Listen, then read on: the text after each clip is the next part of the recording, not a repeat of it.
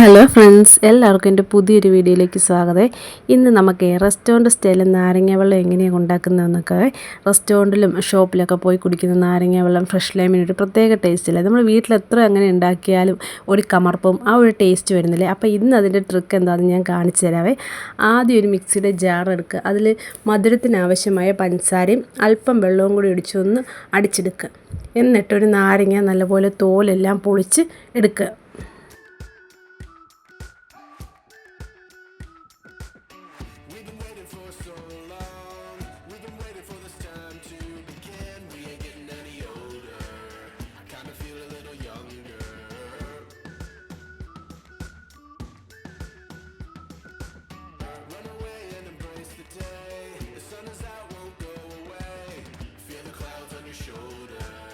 Touch the sky, feeling bolder.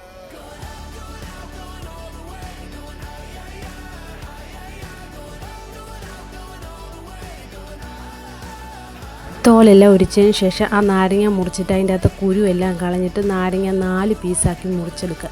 എന്നിട്ട് അത് ആ മിക്സിയുടെ ജാറിലേക്ക് ഇട്ടിട്ട് ആവശ്യത്തിന് നമുക്ക് എന്തോരം നാരങ്ങ വെള്ളം വേണോ അതിനാവശ്യമായ വെള്ളവും കൂടെ ഒഴിച്ച് ഒന്ന് അടിച്ചെടുക്കുക.